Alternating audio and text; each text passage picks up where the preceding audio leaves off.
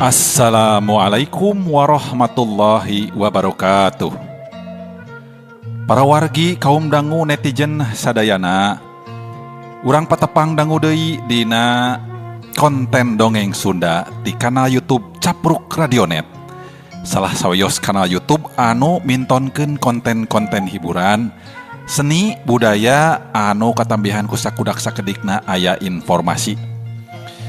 Mugi-mugi kabar para wargi kaum dangu netizen sadayana nu di mana wae, nu di dalam negeri anu di luar negeri itunya. Kasadayana sapapaosna aya dina kawilujengan, aya dina panangtayungan Allah Subhanahu wa taala. Atuh sararehat sadayana sakula wargi ditebihkeun tina sasalad Covid-19. Oge tinekanan segala rupi anu nuju diikhtiarkeun hasil pamaksadanana. Hatur nuhun kusim kuring tekenat dugikeun kasakumna para wargi kaum dangu kana pangrojongna anu mangrupi manco kana konten-kontena anu sapapaosna nge-like, nyerat, komen, nge-sharekeun linkna oge subscribe-na. Tah, boh bilih aya anu nembe sumping, hatur nuhun mugi-mugi kontena katampi. Aya saena di subscribe wae, tah palih katuhu handap video, diklik, tah anu ieu, sareng loncengna supados aya notifikasi sakantenan diklik. Nah, kanggo kenging notifikasi upami aya konten anu medal. Para wargi kaum dangu netizen sadayana, dongeng anu nuju dipintonkeun ayeuna nyarioskeun lalampahan anak titisan iblis. Anu mangrupi lajengan tina carios balad siluman anu kantos dipedar sate acana. Ieu carios teh karangan Rudian Sah. Dina bagian sate acana parantos kadugikeun kaayaan Randi sakula wargi oge Usman anu nuju digembleng ku Kikawat Waja. Kumaha carios salajengna? Mangga supados teu nyangkolong teuing kana waktos. Urang lajengkeun.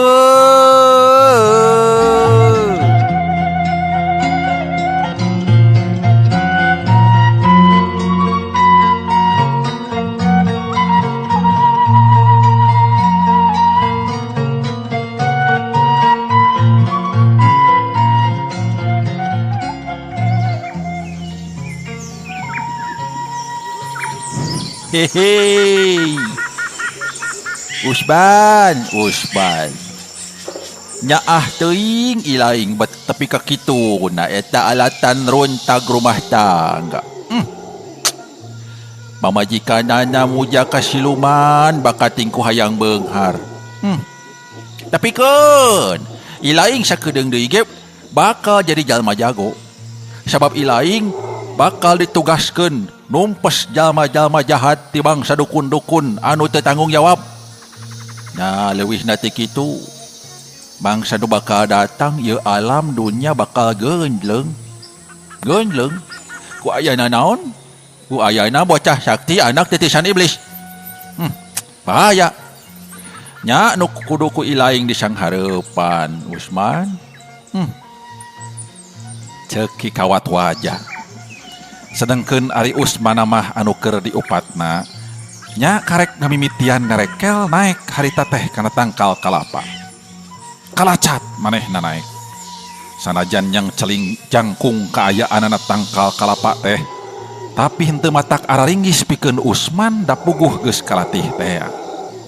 Tug tepi katuruna deui, Usman lancar taya halangan naon-naon teu ngalaman labuh. Nya gancangna carita Usman geus aya deui di jero imah harita teh. Den kalapa hejo opat sirah laju dalahar paronyona keur najan duaan oge dalaharna. Para wargi sadaya kitu kaayaan Usman harita anu masih keneh selang-seling kasadaranana anu harita keur digembleng pangarti ku Kikawat Waja di pasir angin gunting. Sarta leuwih nati kitu Usman ngahaja dibere baju khusus ku Kikawat Waja dina wanda kajawaraan. Kituna teh sangkan bisa katempo ku manehna yen Usman teh memang pantes mibanda ilmu penemu ti Kikawat Waja salilah diangkat dijadikeun murid.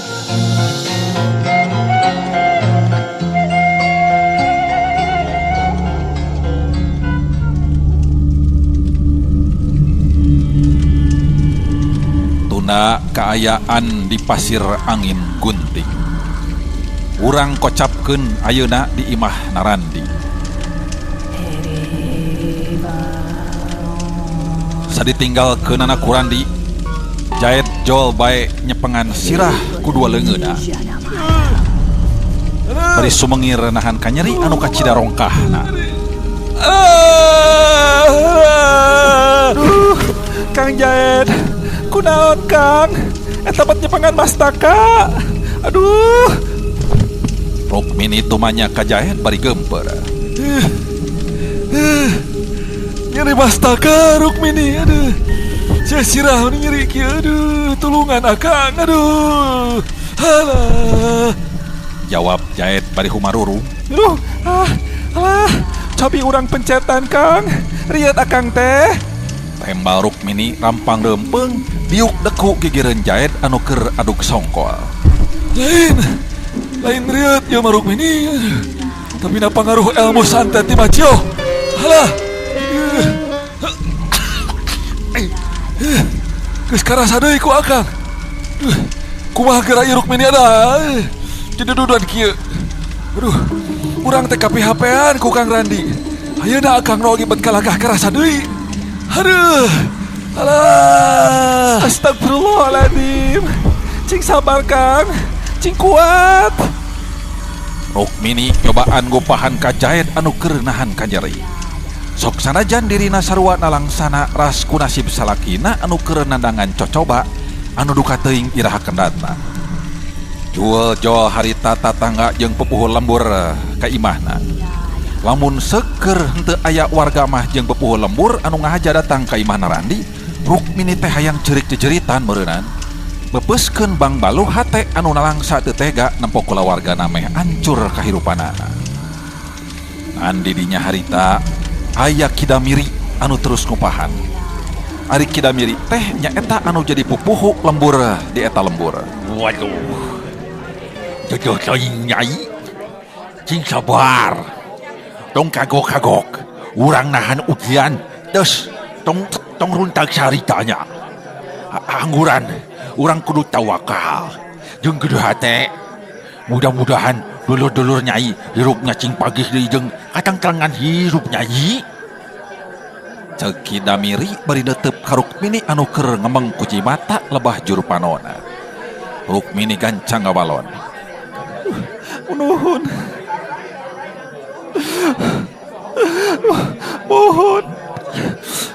Nuhun Aki. Insyaallah abdi kiat nahan ieu cocobi. Sambung doana we ti sadayana. Pamugi salaki abdi sareng pun Allah enggal parulih deui kasehatanana. Amin. Tema warga saur manuk. Atuh kusabab peuting harita mah nyage peuting, tapi henteu matak ti iseun teuing pikeun Rukmini nu kudu nungguan anu keur gering. Nyaeta Irpan jeung salakina. Sabab peuting harita mah kabeneran sabagian ti warga aya anu terus ngararonda. Ngadon terus caricing di teras imah Narandi meh Rukmini henteu keungeun teuing cenah. Nya sakaligus meh bisi aya pakumaha-kumahaeun mangsa Rukmini butuh ku bantuan.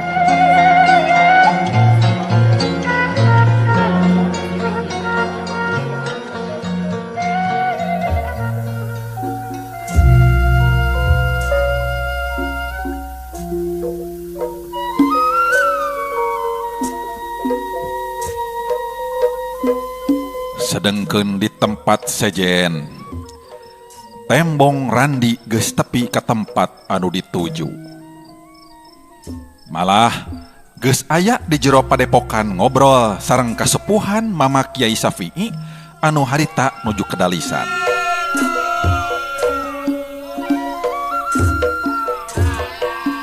Mama ayeuna bisa sureti anaki karena perasaan hidup.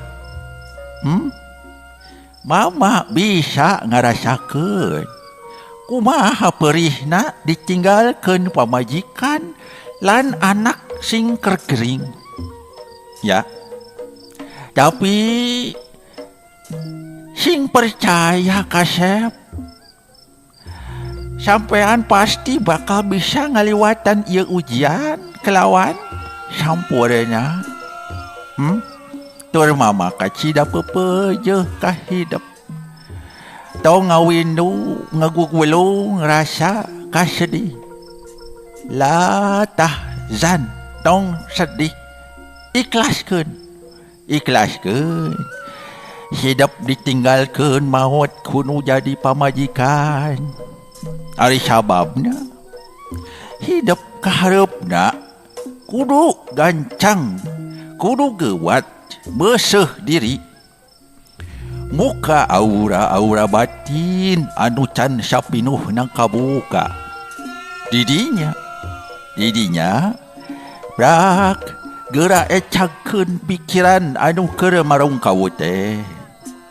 Pasrah sadrah ikhlas ka Pangeran Allah Subhanahu wa taala. Cicipkeun nasib anak hidup kumaha bae.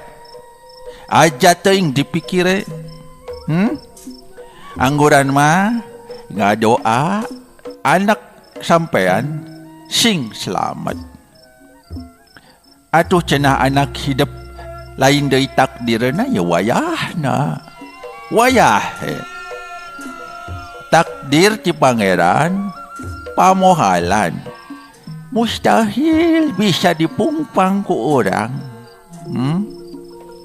Hidup ayeuna boga tugas khusus ti mama.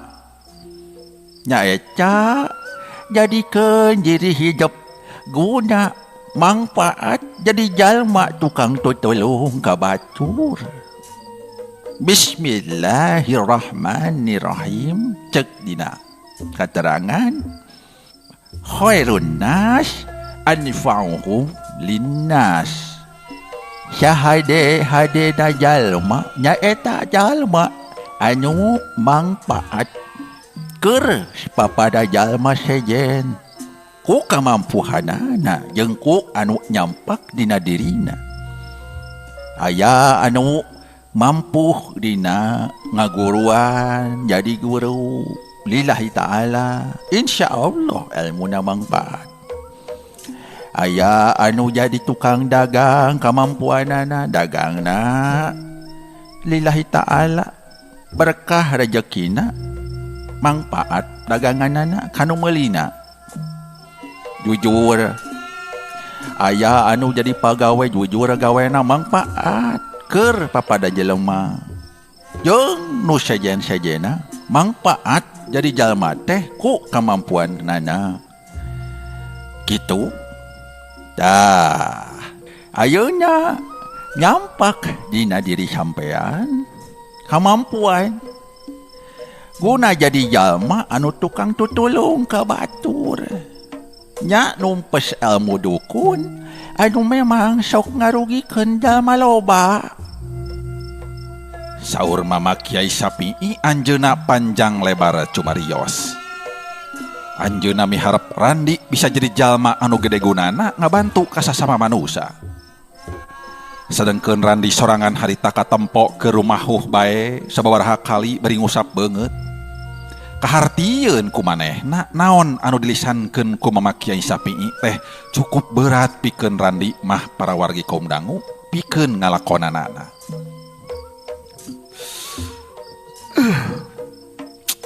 Nyaeta Mama, abdi teh salaresna alim ari kedah janten pananyaan teh Mama. Hoyongna abdi mah janten jalmi biasa bae. Cek Randi bari neuteup ka Mama Kiai Sapi'i anu keur imut. Pameun teu Kiai Sapi'i anu nembongkeun cahaya tina raraina, cahayaan mungguh bersih pinuh ku wibawa. Luyu sareng kaayaan raksukanana anu bersih sami bodas. Hehehe. Anaking Randi, sanajan nya sampean teh nyebutkeun beli pingin jadi jalma penanyaan. Tapi wayahnya yen takdir sampean memang kudu jadi jalma pananyaan. Isun si lain rek ngaleluwihan Gusti Allah Subhanahu wa taala. Ngaramal hidup sampean lain anak king. Tapi tina carita hirup tina jalur anu geus dicaritakeun. Teu salah-salah teuing mun ama gaduh pamadegan siga kitu.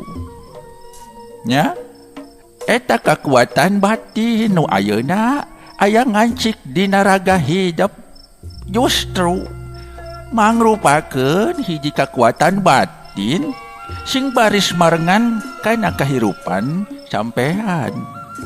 Nya ketika diri hidup kudu bisa ngeberantas kana kamus bahasa Indonesia panginten. sanes anak king. Kamus bahasa Inggris panginten. Lain kamus rikan. Oh, kamus rikan maksudna. Iya, kamus rikan anu terus kudu diberantas ku urang. Eta kekuatan teh terus kudu dikembangkeun deui cenah leuwih asa ku hidup. Jawa ya hidup ulah aya niat arek miceun eta ilmu. Sabab anu aya dina raga hidup eta mangrupakeun hiji kekuatan gaib anu pamohalan bisa dipikeun.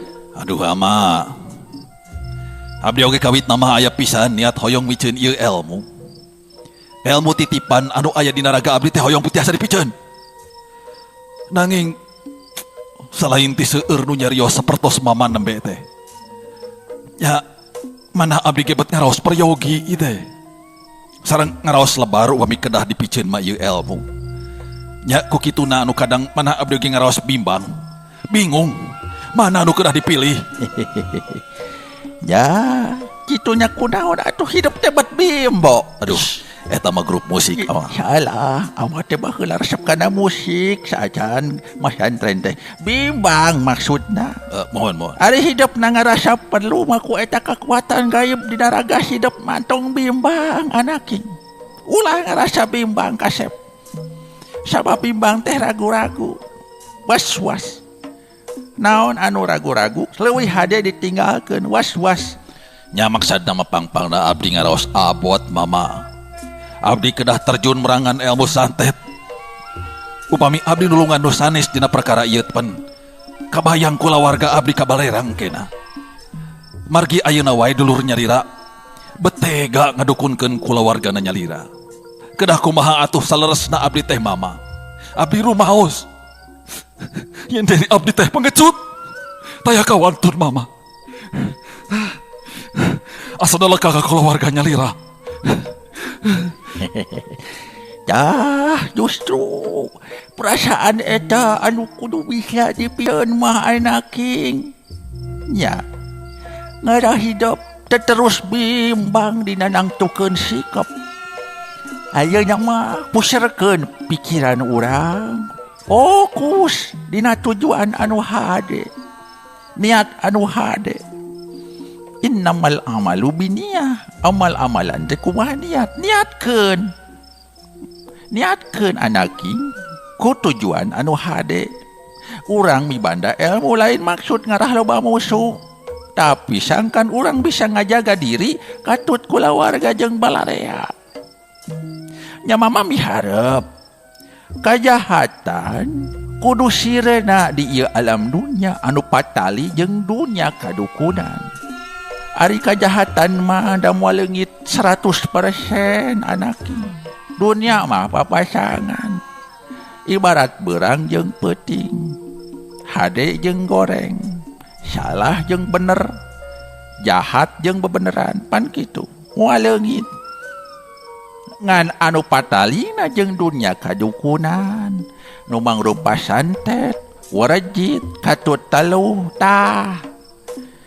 Urang sabisa-bisa kabeh ge ulah aya anu lana. Yeuh kasep mah masuk karunya ka jalma loba anu lemah. Kabeh kaeuntepan ku rasa sirik pidik jael kana yaya ka sasama. Gara-gara aya nu kararitu. melaan ngorbankeun harta. Bencek bahasa ayeuna mah bypass, shortcut. Pikeun nyelakakeun diri batur. Ngaraih kamakmuran, ngaraih kabeungharan. Nya, hayang untung ku jalan enteng. Parijeng segala dihalalkeun. Eta teh tandani jalma anu dudukun pon kitu deui dukuna jelas. Jelas kasep geus sangsara batin jauh ti pangeran Allah Subhanahu wa taala. Midwa kakawasaan ka pangeran ku cara anu musyrik. Dah ku kituna sabagean ti jalma anu boga dadasar kaleuwihan tur salilana di jalan anu lempeng mangka wajib eta jalma mibanda ilmu kabatinan. Batur marea nu hayang boga kamampuan siga anaking ilmu batin siga kitu teu kabeh bisa. Pon kitu deui nu disebut ilmu kabatinan beda-beda levelna. Tah anu dina level jang Randi ieu keur jadi modal ngabarantas kajahatan jeung kamusyrikan.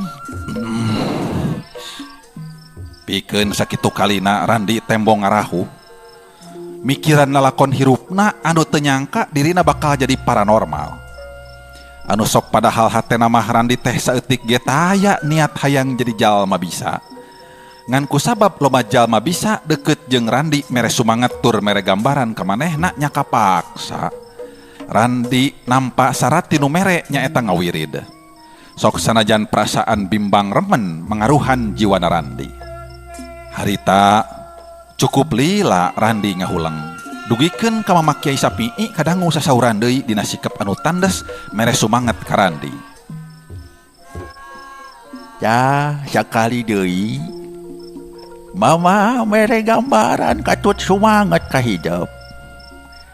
Lamun hidupnya hayang bisa ngajaga kulawarga hidup katut nu sejena mangka hidup mesti jadi jalma cing bisa. Sangkan anak hidup katut dulur hidup bisa pulih dari keayaanana. Saur Mama Kiai Sapii dari anaker. Nyarengan lebeting manahna anu cumarios. Melas tenan Randi karunya teuing. Mama kapaksa dinyeritakeun saterabasna. Kunaon Mama bet maksa ka hidup. Sing mesti jadi jalma bisa. Sabab ieu hal aya patalina jeung kaayaan Irfan anu jiwana geus kaancikan ku kakuatan jahat. Tur anu bisa nyadarkeun tur mulihkeun kaayaan Irfan memang Randi sorangan teu bisa ku baatur. Kitu saur gerentesna Mama Kiai harita. Ya, ari saur Mama abdi kedah jadi jalma pananyaan mah mangga wae Mama. Mung abdi teh nyuhungkeun piduan we ti Mama panginten. Sareng nyuhunkeun pambimbingan ti Mama. Sangkan abdi lancar dina pamaksadan. Heug anyaking pasti ku Mama ayeuna didoakeun jeung dibimbing diaping ku Ama. Hidup salila ngasakan ilmu ku Mama bakal diaping aja khawatir dibantu ku Mama. Tah ayeuna mah jug geura istirahat heula. Samemeh prak migawe naon anu kudu diparentahkeun ku Mama engke. Tuh bisi rek salat penting pek. Tahajud, salat hajat, qiyamul lail. Tuh sajadah mah memang geus aya. Katut baju jeung sarung kopeahna kari make. Cik. Mohon Mama. Abdi pun mios. Cek Randi terus ngaleos ka pangkeng diselang ku rengkuh.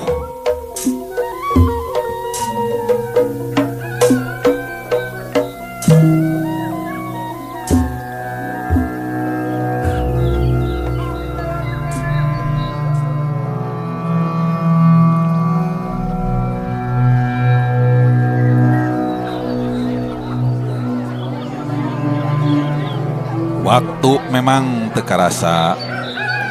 Geus hampir 2 minggu Randi aya di Cirebon teh. Manehna moal apaleun kana kaayaan di lembur harita anu memang jol ngadadak teu aman bae kaayaanana di eta pilemburan. Nya eta yen geus noron aya kana 5 peutingna aya we korban nyawa manusia man digetih. Tatu dina beheungna tapak ngegel huntu jalma. Oh, kumaha ieu teh Kidamiri? Di lembur urang ayeuna jol ngadadak teu aman bae geuningan kaayaan teh. Kumaha tindakan urang Keki? Lamun di lembur urang tetep kieu. Ceuk salah saurang warga dina hiji waktu anu harita keur karumpulan jeung warga sejen dina wanci isuk-isuk. Bangun anu ngahaja aya badamikeun harita teh. Kailanan atuh luhur. Pangna kaula ngahaja ngondang warga ka dieu teh apanan? Aya badamikeun batalina jeung masalah eta. Kula jeung kabehanana sarua mikiran ieu masalah. Walon Kidamiri bari muterkeun paneutepna ka sakumna warga anu tembong dariuk sila ngajajar hareupeun Kidamiri salaku lulugu eta acara. Ya muhun atuh Ki. Mangga atuh geura keluar. Badami naon anu baris direncanakeun teh?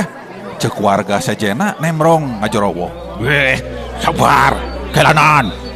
Kula oge pasti bakal nyaritakeun. Badami naon bae anu arek direncanakeun waktu ayeuna. Jadi kieu ye luhur. Rencana anu dibadamikeun ayeuna teh nyaeta ngeunaan ngaronda. Jadi, Wah, ngarana. da eta mah. Oh, ngaro, lain ngara. Ngaro. Iya nya ngarona. Asa kadengna ku aing mangaraan. Is tuh. Is eta mah Kidamiri we anu beuki nu kita. Lain. Salah dedengean. Oh, ngaro.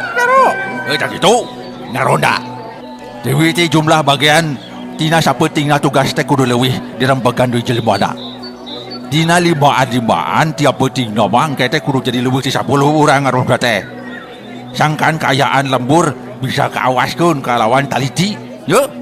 Loba anu nalingakuna gitu. Boh di lembur urang, boh di lembur sejen. Sarua ayeuna teh keur papadangayakeun babadamian. Ngan beda-beda carana wungkul. Tapi na di lembur urang teh pan mung sakedik pamegetna nu jarag-jag teh kiboho. Jumlah warga anu tiasa diajakan ngaronda mung 40 urangeun. Ari hitungan poe aya kana 7 poe na dia saminggu sok. Bagi coba.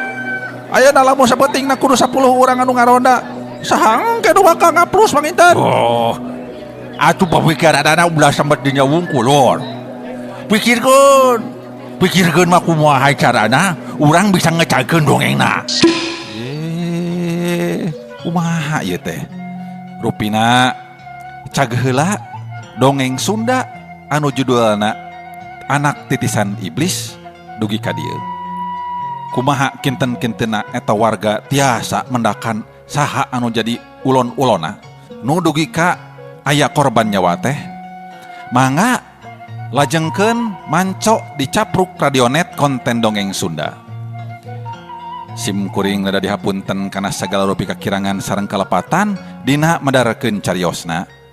Mugi-mugi aya hiburanana, aya mangpaat sareng hikmah anu tiasa dicandak tina sakur carios anu dipedar. Boh bilih aya nu kasabit nami nuju alit, kasebat asma dewasa, sanes kenging haja-haja mung kaleresan bae. Patepang dangu deui dina dongeng salajengna, sim kuring sejamit mundur. Salam baktos kasadayana, wabillahi taufik wal hidayah. Wassalamualaikum warahmatullahi wabarakatuh.